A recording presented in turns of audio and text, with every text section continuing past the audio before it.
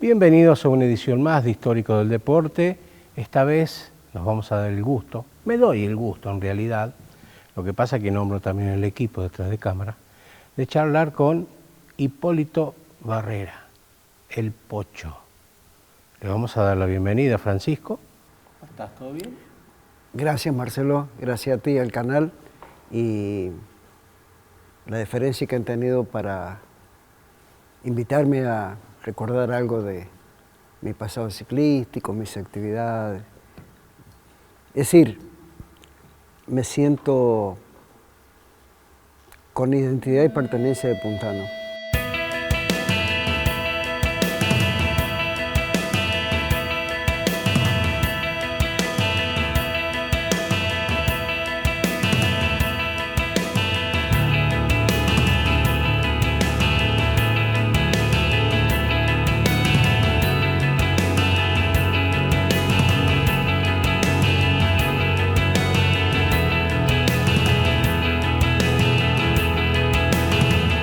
La puntanidad se siente de siempre. Yo nacido y criado en este lugar, en la vieja estación ferroviaria. Mirá. Que si alguien la recuerda aún, por los archivos que nos dejó don José Lavía, Sí. Todavía se pueden rememorar, ¿no? Y en aquel primer error técnico que tuvo la compañía inglesa que construyó ferrocarriles, yo digo, ese pequeño error técnico que es muy difícil encontrar en las compañías inglesas cuando trazaban los ferrocarriles, llevó a la construcción de una hermosa estación ferroviaria donde hoy está la universidad. Claro. Y bueno, en esa época, te estoy hablando del 1900 hasta 1907, la traza del ferrocarril era por acá, por la avenida Ejército de los Andes. Los Ejércitos de los Andes. Y hubo que hacer una nueva traza y cambiar el lugar de emplazamiento de la estación. Y se fue a la donde está actualmente, sobre la avenida La Pinura. Entonces hubo una nueva traza que se comienza a abrir a la altura de Sucre. Cuando venía de Daniel Donovan, a la altura de Sucre, tomaba un radio más grande y se iba a la actual línea que cruza por Martín de Loyola, Justo Ará y bueno, llega a la calle Bravo. Buscando. Ahí en ese lugar nací yo, ahí arriba. En ese tiempo quizás la partera era una figura extraña en la medicina, ¿no? Entonces, la mayoría de nosotros, mis hermanos, fueron traídos al mundo por la mano de mi abuela. Mirá. Mi abuela era parturienta.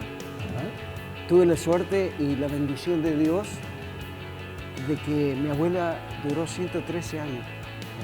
No le conocimos enfermedad. Y es un regalo de Dios y por esta puntanidad. O sea que venís de linaje longevo. Longevo. Mi abuela era descendiente de una comunidad huarpe que estaba en la zona de Socoscora, pegada a San Francisco.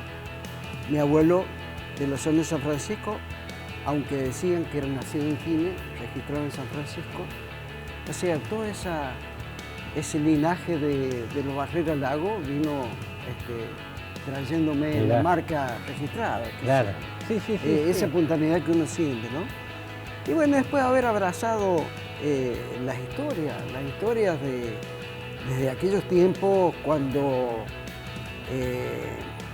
uno era un niño.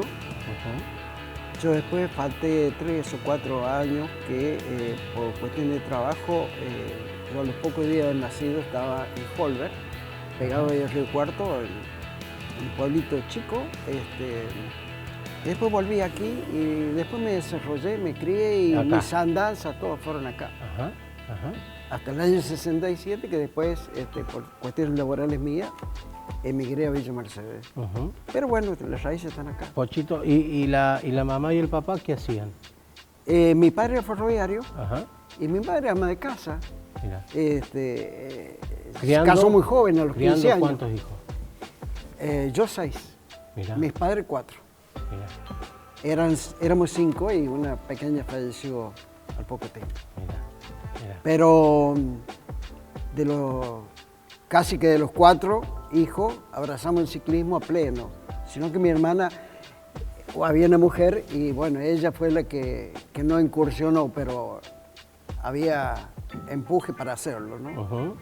Y bueno, llegamos a escenarios que no, a lo mejor mi padre ya lo había transitado, pero no nos imaginábamos volver a incursionar y superar algunas distancias, expectativas, nivel de competencia y demás. Así que bueno, acá estamos. ¿Y nace el amor con el ciclismo cómo? ¿Cómo te das cuenta que era la bicicleta lo tuyo? Porque nací en un hogar de ciclistas. Y uno de mis tíos, el hermano mayor de mi padre, tenía un antecedente mayor que era haber corrido la Vuelta a la República. En aquellos tiempos, cuando la Vuelta a la República era como los grandes premios de turismo carretera, que eran días y días y días. Después ya no se pudo hacer más porque la evolución del transporte y los medios impedían el feliz desplazamiento del ciclismo por las rutas argentinas. Claro. Pero de cualquier manera lo disfrutamos a pleno. Y bueno, y después reconociendo escenarios nacionales e internacionales, pudimos disfrutar de las 2 ruedas finas, como le llamamos, y hoy son las finas y gruesas, por el mountain bike, ¿no? Así que me di el gusto de disfrutarlo a pleno en los escenarios del país y hoy estar tremendamente activo a mis 76, preparando el próximo debut en la Vuelta en las Altas Cumbres, el gran desafío de América, y el desafío del Río Pinto. El desafío del Río Pinto. Que el Pinto centraliza una cantidad inconmensurable de ciclistas. Cuando se habla de 5, 6, 7 mil ciclistas formados para largar en una línea interminable de 6, 7 cuadras, a todo lo ancho de la partida, eso se produce este acontecimiento en la cumbre, en Córdoba, en la Sierra de Córdoba. Y durante 86 kilómetros nos divertimos atravesando caminos, ríos y trepadas, ¿no? Porque es así. Y uno lo disfruta a pleno, Y cambió mucho, ¿no? El ciclismo de aquel entonces a hoy. De aquel entonces a hoy, digo, sí, la máquina, tecnología, ¿no? Claro, la tecnología. Ha evolucionado mucho. Ha evolucionado la técnica del entrenamiento, la medicina deportiva. También han avanzado las negativas, que es la que detestamos, porque el deporte se tiene que hacer sanamente. Claro. Si no, no perdurará en el tiempo. Es así la concepción de vida. Y en mi caso aprendí de las alimentaciones naturales. Cuando uno aprendió desde los abuelos, yo tenía por parte paterna mis abuelos criollos y por parte materna mis abuelos napolitanos. Entonces, de los 2 lados era alimentación sana, cuidada, el orden, la vida en familia y todo lo que significaba armonizar.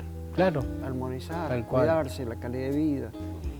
Porque hoy se habla de calidad de vida, en aquellos tiempos ya lo hacíamos, pero no estaba tan calificado ni identificado. O eran más puntuales los que lo hacían por ahí, hoy es más masivo, y ¿no? más comercial. Y más comercial. Más comercial, sí.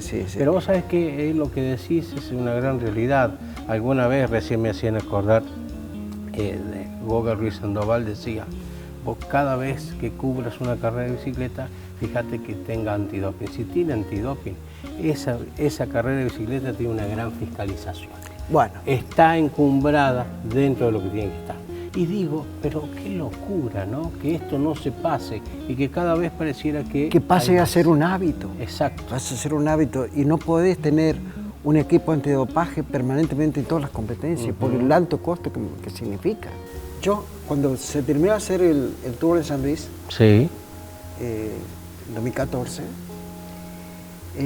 yo había andado en las transmisiones y había seguido muchos ciclistas y estábamos ahí en la efervescencia de todo lo que significaba este gran evento mundial que fue el Tour de San Luis. Y cuando pasa el anuncio de Alberto de que que no, esto no se puede hacer más por diversas razones. Dijimos en Villa Mercedes, ¿y ahora qué hacemos? Entonces se me ocurrió, bueno, juntémonos, pero ¿qué voy a hacer? Voy a armar un club que reemplace medianamente, porque no voy a llegar nunca a reemplazar lo que era el Tour de San Luis, por un montón de razones económicas primero. Claro. Y fundé el Club Ciclista General Pedernera, con identidad y pertenencia también de la Puntanidad. Nuestro General Pedernera, que es donde yo vivo ahora, en San José del Morro. Esto significó echar las bases de una institución que al año y medio ya estaba realizando aquí en San Luis un campeonato argentino de ruta. Claro. Y nos hicimos un compromiso muy grande los 10 socios fundadores del club. Que nadie, eso no lo podemos poner en estatuto, fue un acuerdo tácito entre los 10 fundadores. Que nadie se quedaba más de un periodo en la presidencia. Porque es muy tentador el poder. Claro. Entonces dijimos, bueno, se va a quedar un ejercicio más, el primero, después se va a ir a ocupar otro cargo, sigue el otro socio fundador y así, hasta que completen los 10. Después ya cambiará, ya se verá cómo sigue todo. Y hasta hoy el Club Ciclista General Pedernera sigue figurando en lo alto del pedestal de las instituciones organizadoras del ciclismo argentino. Yo ya no estoy en el equipo, sigo siendo un puntal, pero como un asesor. El paso a los socios fundadores que siguen. Y creo que es la manera de que uno tiene para educar, para fomentar, para respaldar, incentivar y consolidar la institucionalidad del ciclismo. Claro. Entonces, bueno, hemos tenido una serie de cuestiones que nos hemos planteado y replanteado entre quienes organizamos el ciclismo aquí. No solo aquí, en la mayoría de las asociaciones, federaciones y clubes del país pasa esto, que quedan a perpetuidad. Claro. Y eso no es saludable. No es saludable. Entonces, lo hacemos también en la formación de los chicos. Esta cuestión que tenemos que ser educadores de lo que amamos para hacer un ciclismo mayor, grande.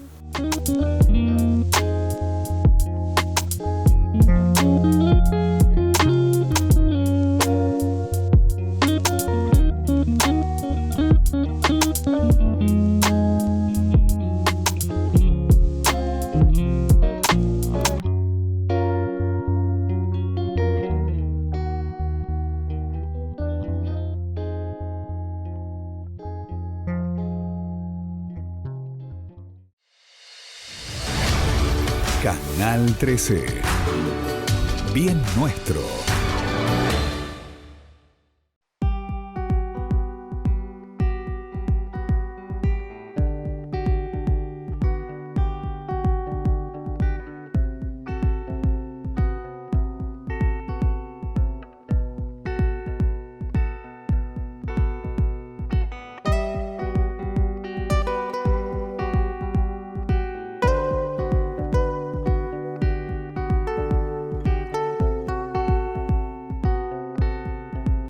¿Por qué pareciera que es fácil organizar cosas en San Luis? Es fácil. Digo, pareciera, ¿no? Desde afuera, digo, pareciera porque tenemos los lugares, tenemos los paisajes, la infraestructura va en crecimiento. Claro, pero fundamentalmente tenemos a alguien que nos escucha. Yo valoro sobremanera lo que hizo Alberto con el ciclismo. Nos hizo un velódromo. Yo corría en una pista de tierra, Junín y San Juan, ahí a pasos de lo que era el hotel de turismo, que hoy es Hotel Dos Venados. Ahí teníamos una pista de tierra y ahí vino Remigio Savera, los grandes, Bruno Loati, los italianos, franceses, que pasaban para Mendoza acá en San Luis vinieron a competir en ese pequeño círculo de tierra peraltada, ahí frente a los Escarpatos y todo por ahí. Ahí teníamos el nacimiento de lo que fue la pasión nuestra. Y bueno, y hasta que un día los dueños de la tierra, que no voy a hacer mención, ni voy a cargar tinta sobre nadie, nos dijeron, bueno, hasta acá llegamos. Que les vaya bien. Urbanizamos, pasaron la máquina, se acabó. Llegamos ahí, se nos caían las lágrimas. Claro, no había más lugar. No había más lugar. Entonces, bueno, todo eso, después tuvimos que ir a correr las pruebas de velocidad y todo lo demás, en la Avenida España, en la Avenida La Finur, en las calles que estaban pavimentadas y en buenas condiciones. El barrio Cantizani supo El barrio albergar alguna vez. Cantizani, ¿no? Ahí vivía ahí vivía mi hermana y estaban los chicos del barrio, todo, la mayoría de los chicos que llegaron a ser figuras. Claro. Bueno. Y entonces, un día me decía Alberto, pues yo fui diputado provincial por el Partido Demócrata Cristiano. Y un día en una reunión me decía Alberto, vos sabés que yo te sabía ir a ver a vos y a tu hermano más chico en la Avenida Quintana. Cuando era Avenida Quintana, la isla. Claro. Que corrían ahí, ¿te acuerdas? Él había estado viendo, pero en su época de juventud, porque sí. Yo soy un poquito mayor que él. Sí. Soy mayor que él y que Adolfo. Entonces, quedó ese sentimiento, ese no tienen dónde girar los muchachos. Y bueno, es probable que hagamos un velódromo acá. Viene una coincidencia que San Juan tenía el velódromo más grande de Sudamérica, el velódromo del Parque de Mayo, donde yo fui a debutar en la pista. Mirá. Tenía 13 años, fui a debutar allá. Y recuerdo aún el primer reportaje que me hizo una emisora importante, en Radio Colón de San Juan, don Ronnie Vargas. Ronnie Vargas. Y bueno, y esas cosas me marcaron muy fuerte. Y entonces viene una etapa en la cual se desafecta un poco el velódromo de San Juan, porque el Parque de Mayo era un velódromo muy grande y a raíz de los terremotos y todas esas cuestiones empezaron a aparecer grietas, el peraltado que era todo de cemento. Y bueno, yo creo que se visualizó la posibilidad de hacer porque Mendoza tiene un velódromo, lo tenía antes que nosotros, pero después que San Juan. Claro.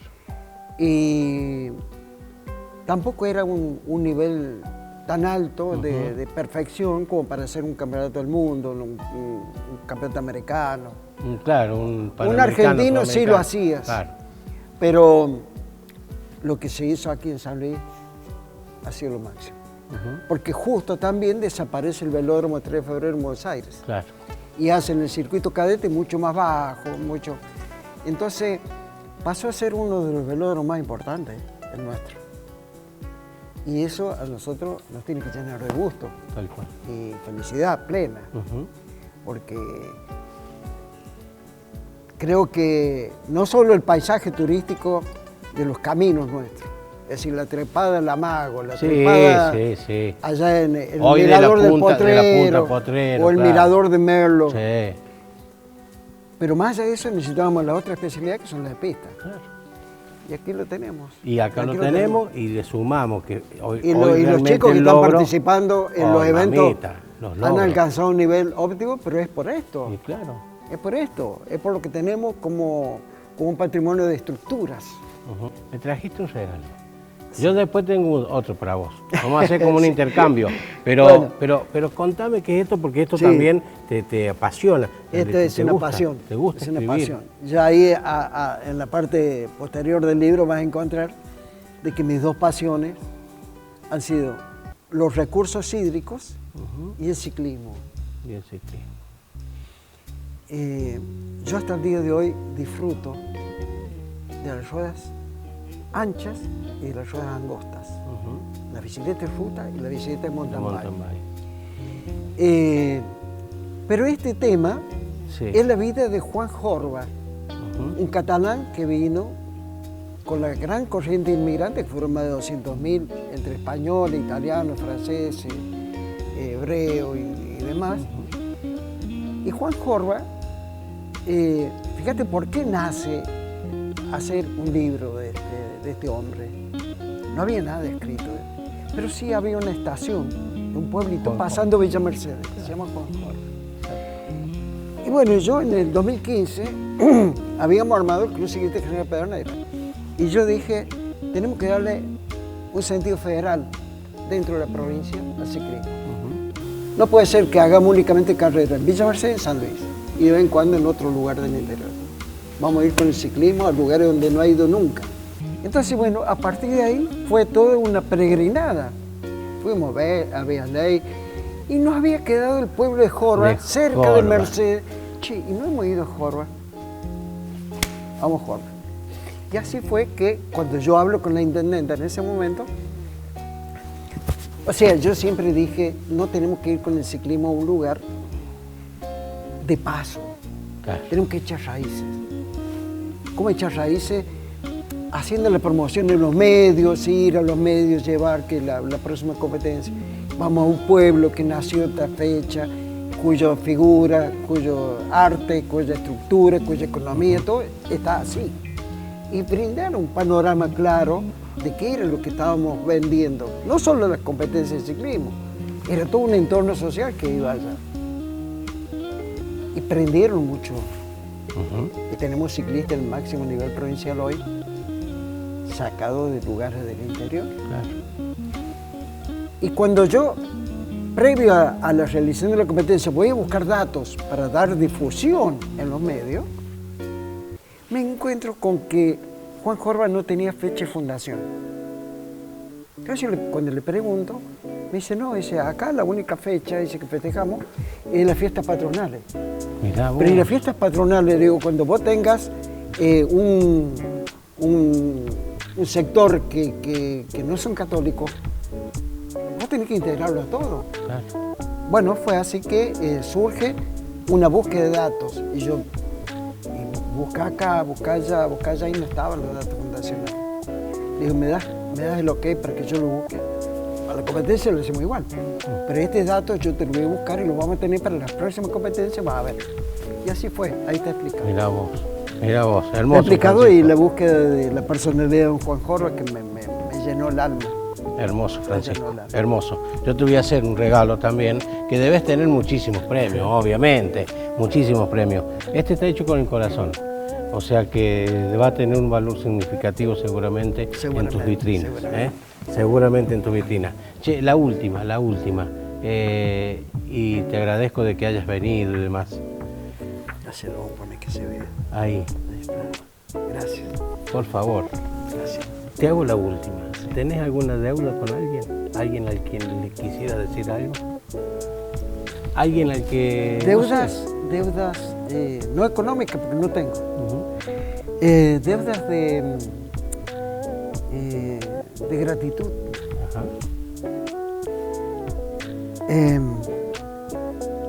Muchos que ya no están. Mis padres y mi hermano menor. Mi hermano menor, Quique, fue el tercer velocista de América en el año 1973. Excluido injustamente por la comandancia de Marcelo Alexandre, técnico de la selección argentina, año 73. Injustamente cambiado cuando ya estaba en la lista de los que iban al Campeonato del Mundo. Mira. En Canadá. Yo lo había acompañado a mi hermano todo ese periodo de preparación en Buenos Aires. Yo me tomé las vacaciones de mi trabajo y me fui con él allá. Y el agradecimiento a todos los que se hicieron solidarios con lo que le pasaba a él. En primer lugar voy a destacar al gobernador de ese entonces, don Elías Sarri, que cuando toma estado público el daño que le habían hecho a mi hermano, a Quique, toma el avión y se fue a Buenos Aires a hablar con el subsecretario de Deporte de la Nación